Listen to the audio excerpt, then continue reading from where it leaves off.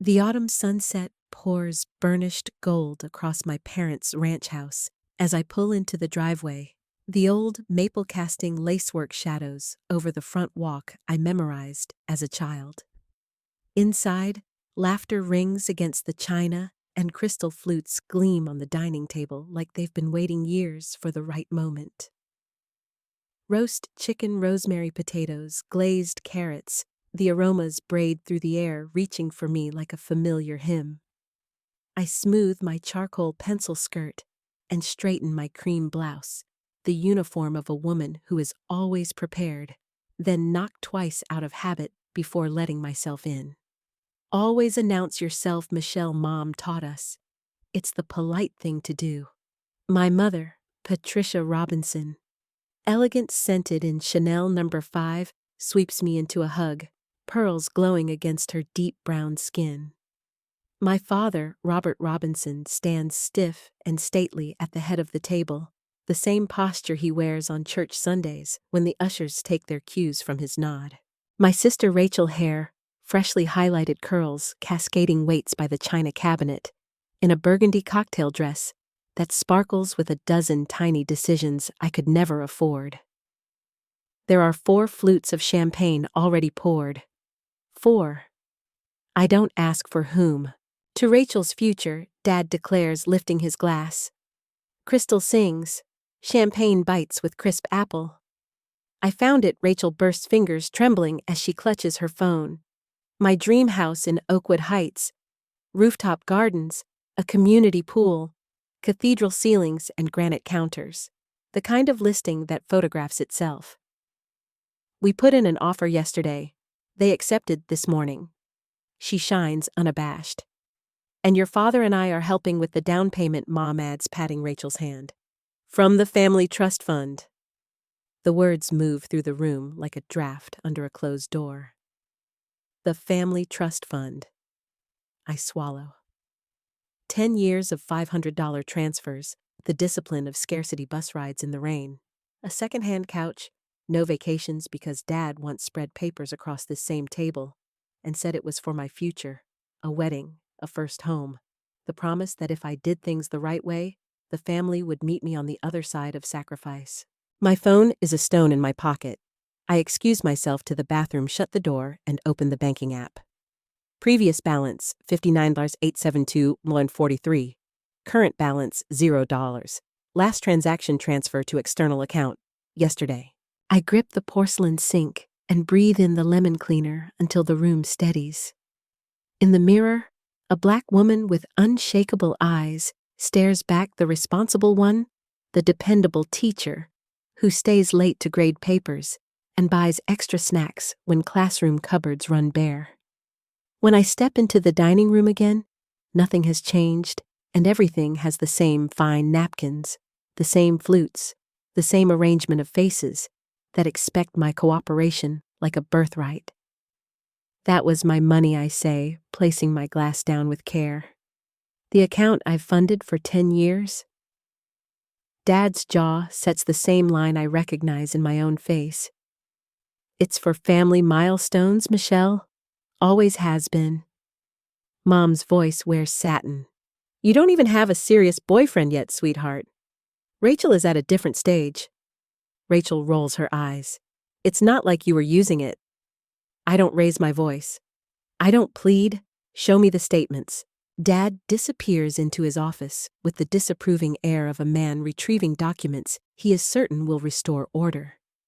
He returns with a leather portfolio and sets it down like a gavel. I open it and time spills out in tidy columns, my name printed month after month like tire tracks on ice. There is no line item for Mom and Dad's contributions, not one. But there are withdrawals, $20,000 in August 2022, $12,000 6 months later, a scatter of smaller sums. Graduate school for Rachel, a car to keep her safe. Between job support, a European summer to find herself. My mother reaches for my hand. Family supports each other, she repeats. In my parents' house, responsible has always meant pliable. Generous has meant silent. And family has meant the thing you can invoke when you want someone else's sacrifice to pay your bills. Not anymore, I say, and the room feels suddenly too small for all the history it contains.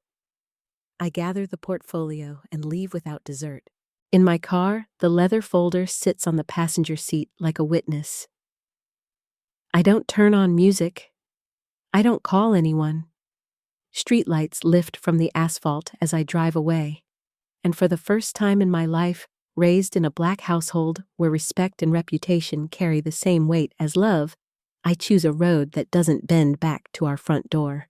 I spend the night at my apartment with bank statements spread across my coffee table, like fallen leaves, dates, deposits, duplicity. My phone thrums with my family's familiar rhythms, Mom's coaxing, Dad's reprimand, Rachel's indignation. I let the messages pile up until the screen goes still, then open Instagram. There's Rachel standing in front of the Oakwood Heights sales office, keys in hand, caption glowing, "Dreams come true when you have a generous family." Blessed new homeowner, family first.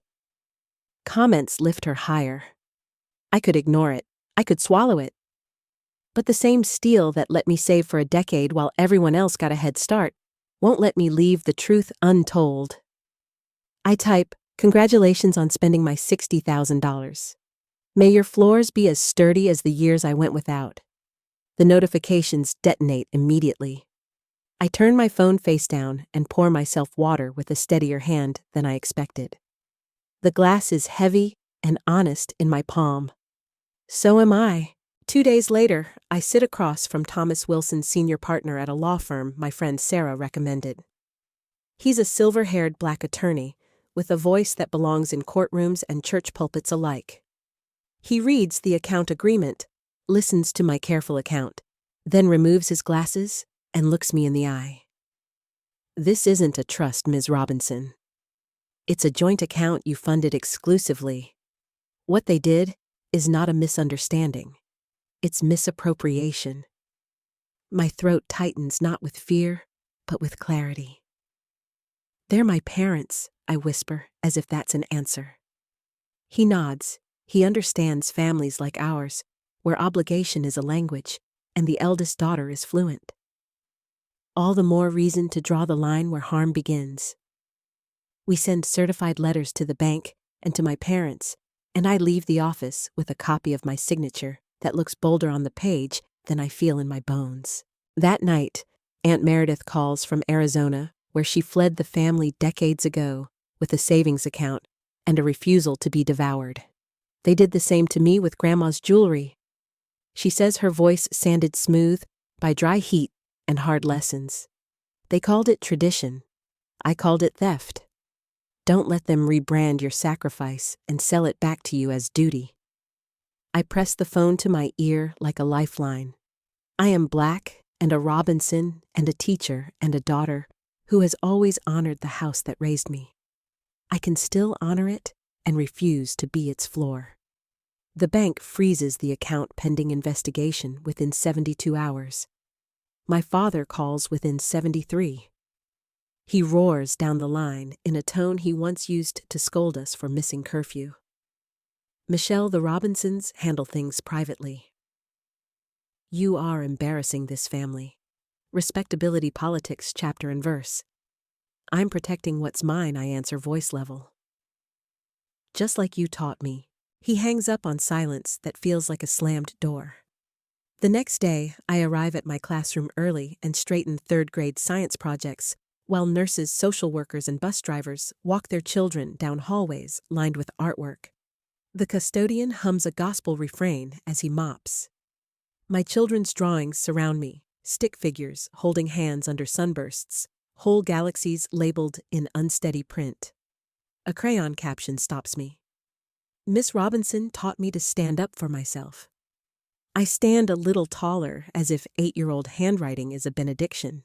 By evening, a family dinner that was pitched as "let's talk like grown folks" reveals itself as an ambush. Uncle Frank presides at the head of Aunt Meredith's table. He's flown in apparently to restore order with a fork, like a gavel. "You're breaking your mother's heart," he says. She hasn't slept since those legal papers arrived. Across the table, Cousin William leans back with the casual certainty of men who have always been told they're kings. Rachel has always had big dreams, Michelle. You're just a teacher. Just a teacher. The words slap, then slide off armor. I grew myself the first time a parent asked if I was qualified to teach their gifted child. I set my glass down, hearing my pulse, as if it is trying to speak. I'm a teacher who paid for 3 of my students' college application fees last year. With my own money. A hush follows the kind that means for a breath people are actually listening. Then my phone buzzes. Rachel has tagged me in another post, a sold sign, her fiancé Jason's arm around her waist, diamond flashing caption preening. She said yes. New ring, new home, new chapter. Blessed. Comments rise like a choir. I type a single sentence and watch it land with surgical precision. May this new chapter include returning the money you took from mine. 3 days later, Thomas schedules a negotiation. We meet in a conference room lined with law books and old verdicts, the air cool and lemon-scented. My father sits across from me, immaculate in a navy suit, jaw clenched to granite. My mother twists a tissue into confetti. Rachel scrolls through her phone with the fidgety entitlement of someone who has always been rescued before the consequences arrive. Thomas lays out the facts: 10 years of my deposits, withdrawals made, without my consent, account paperwork that looks nothing like a real trust. Under state law, he says this is straightforward misappropriation. Dad slams his hand down. This is family. Mom echoes, voice trembling. We've done everything for you. There it is again, everything, meaning food, shelter, and a childhood. The basics rebranded as a lifelong debt. I slide the portfolio across the table so they can run their eyes over the columns that tell the truth they refuse to say out loud. We manage the account, Dad insists. Thomas's eyebrows lift. You managed to empty it. We present a settlement, full restoration of my funds, plus 5% interest compounded annually. Generous considering I could choose damages and attorney's fees. Dad calls it extortion. Mom calls it heartless. Rachel calls it unfair. I told everyone about the house, she cries. I've already picked out furniture. Then you can tell everyone the truth. I say, the calm feeling less like ice now, and more like a river that's found its course. You chose couches with my savings. My father leans forward like a pastor about to preach his voice, reaching for all the old chords: legacy, duty, the Robinson name. In black families like ours, names can be sanctuaries and prisons at once. You think you're choosing independence, he says, but you're choosing loneliness. He signposts exile. It's a threat and a prophecy meant to herd me back into the pen. No, I answer. I'm choosing honesty. If loneliness is the price of that, then at least I will sleep on a bed I paid for. Thomas slides pens across the polished wood. Pens are small weapons that end wars or begin them. Mom signs with an elegant flourish, gaze fixed on her looping letters. Dad's signature shakes the only tremor I've ever seen in his hand. Rachel shoves back her chair so hard the legs screech against wood. Perfect Michelle gets her way again. She spits eyes bright with tears she expects to be redeemed by. I always get the consequences, I reply.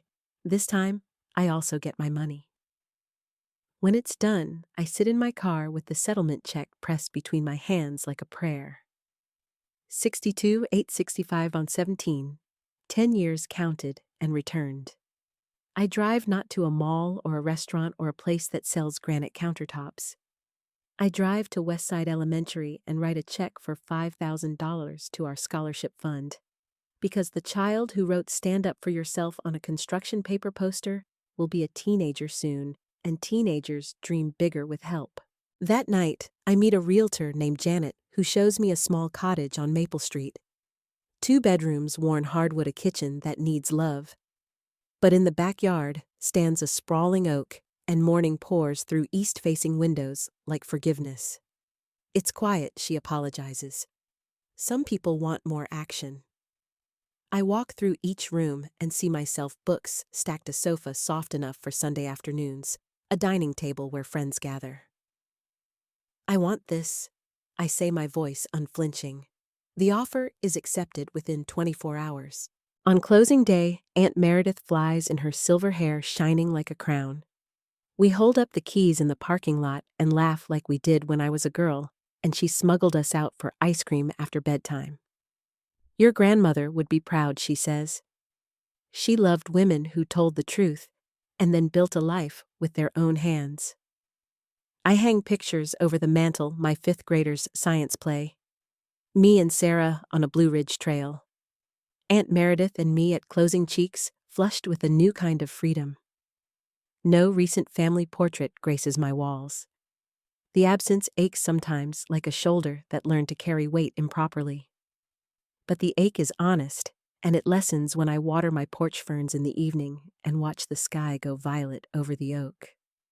In the quiet, I can hear the old house I left behind, teaching me a new lesson: love and loyalty are strongest when they aren't used as leashes. Spring arrives like a benediction, and the cottage answers with daffodils that push up through soil. I turned myself. I plant purple coneflowers along the stone path, because the color looks like courage. On a Saturday, I'm elbow deep in earth with Aunt Meredith when movement flickers at the gate. My mother stands there smaller than I remember. Her posture holds uncertainty instead of command. Your flowers are beautiful, she says, and the compliment feels like an apology's opening chord. I hand her a trowel. Would you like to help? We kneel side by side, knees damp with grass, our hands sinking into something that doesn't ask us to perform. We were practical, she murmurs after a while. That's what we told ourselves. She dabs at her eyes with the cuff of her cardigan. I didn't see what we were asking of you. Not really. Your father still doesn't. I press soil around a seedling. I didn't abandon the family mom. I just stopped abandoning myself. She nods, a small motion that breaks something old and hard in both of us. But contrition at the garden gate doesn't dissolve the Robinson machinery. The Sunday after Easter, my father preaches. He isn't a pastor, not officially, but men like him have pulpits wherever they stand. The after-service chatter vibrates with rumor Michelle sued her own parents. Michelle disgraced the family. Michelle forgot where she came from. Respectability is an old song, and our community knows every verse. When I step into the fellowship hall, heads turn the same way they did when I made honor roll and carried trophies pride-edged with inspection. Mrs. Coleman, who has known me since I first recited my Easter speech in a yellow dress, takes my hand. Truth feels like betrayal when a lie has been in charge too long, she whispers. You did right, baby. Her blessing lands like shelter. My father won't meet my eyes. His silence is a sermon. I say hello, anyway. Good morning, Daddy. He adjusts his cufflinks as if the problem is that his shirt isn't pressed enough. Good morning, Michelle. The room is too bright for the distance between us. I don't make it smaller. I just don't. That week, Rachel shows up at my classroom doorway at dismissal, sunglasses in her hair and exhaustion at the corners of her mouth. Jason's parents read the comments she blurts. They're asking questions. The bank reversed transfers. We had to back out of the house. Children rush around us in a tide of backpacks and sneakers. I didn't make the bank do anything, I say. The bank followed the law. Her mouth hardens. You always think you're better. I shake my head. I think I'm tired. She drops her gaze. I can't believe you do this to me. The "to me" rings louder than anything else. I remember sleepovers I sacrificed so I could cover her choir trip fees. I remember college visits I skipped so she could tour every campus. Love has always been my currency. Now it has to be my boundary.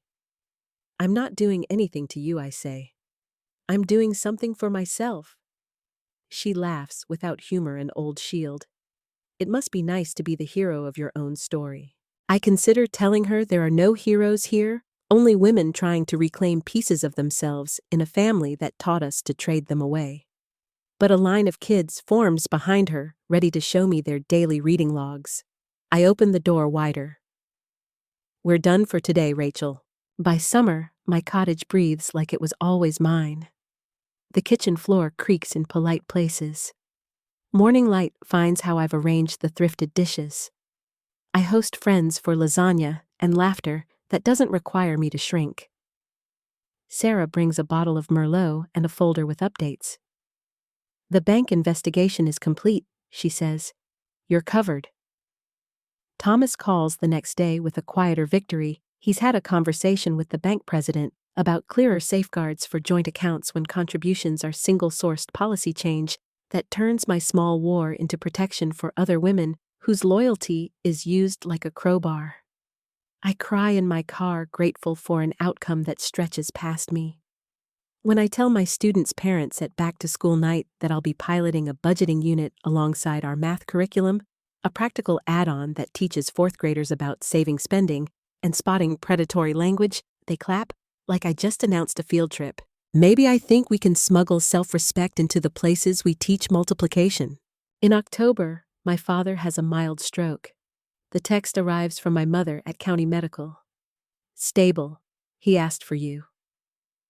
I stand in my living room for a long moment and listen to my heart. It beats without panic. At the hospital, fluorescent lights hum, and the floor wax smells like memory. Dad's skin is ashy against the hospital white. Machines beep like metronomes. He blinks awake when I say his name, and pride wrestles tenderness across his face. Michelle. I squeeze his hand. I'm here. He swallows hard. Your grandmother used to say, what we call strength is sometimes fear in a tuxedo. He closes his eyes. I didn't listen. The admission is so small it almost slips through the rails of the bed. But it is also the most he has given me in a year. We sit in the hush together while monitors do their work.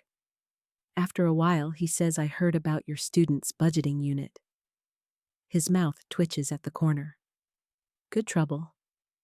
My laugh lands soft. The best kind. When I leave, Mom hugs me too long for a hallway. Come by the house, she says into my shoulder. I made lemon squares. I know what she's asking. I also know what I can give without losing myself. Bring them to my place, I say. We'll eat on the porch. She nods, like that was always the plan. By Thanksgiving, our truce feels less fragile. My table holds mismatched plates and people who claim me without conditions. Sarah, Thomas and his wife, my colleague Jack, two of my students whose mom had to pick up a holiday shift. We bow our heads and thank God for honest bread. Later, I carry a Tupperware of leftovers to my parents' house, step into a living room that still knows my footprints, and sit on a sofa where I once practiced speeches I never gave.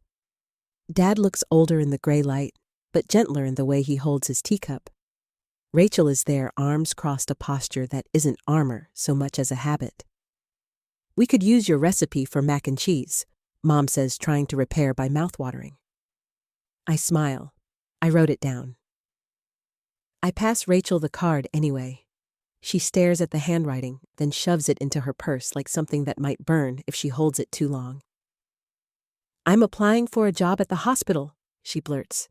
Admin role. Pride and resentment argue in her tone. Good, I say, meaning it. You'll be good at it. For a second, the room breathes. A year after the night of champagne and theft, my garden opens like a book. Coneflowers sway. Geraniums spill over the window boxes like laughter that isn't controlled. The cottage wears pale yellow now, fresh paint I chose with a fistful of swatches, and a budget worksheet that made me feel like a magician. Inside the mantle holds evidence of a life I built from a line in the sand my students in cardboard planets. A trail photo with Sarah, A picture of me and Aunt Meredith at closing keys raised like a toast to our own stubbornness. There are no new family portraits yet, but the frames I own are not empty. They hold moments that remind me family can be chosen and earned, not just inherited and obeyed. On a Saturday, I set extra chairs on the porch. Mom arrives with lemon squares and an apology we've stopped naming. She sits, exhales, and tells me she's started volunteering at the community center. Grant writing, she says, almost shy.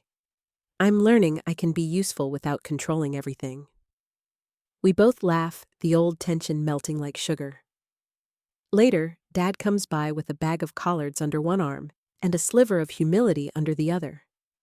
He asks me to show him how to use online banking like a grown man asking his daughter for directions in a city he never learned. I set up alerts on his phone, walking him through the steps, and neither of us mention the year that brought us to this small lesson. Your grandmother used to say money tells the truth, he murmurs, squinting at the screen. Apparently so do daughters. His smile is crooked and real.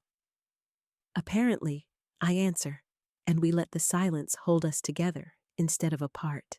Rachel arrives last brittle around the edges from new responsibilities that make her earnest in ways I didn't know she could be. Jason and I postponed the engagement, she announces, a mix of defiance and relief in her voice.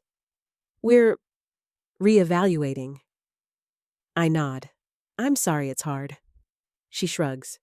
Hard is better than delusional. We both bark a laugh we didn't expect to share. The hospital job is different, she says. Do you know how many people have to choose between a copay and groceries? She eyes me like she expects a lecture. I offer respect instead. I do, I say. I see their kids at school. We sit shoulder to shoulder.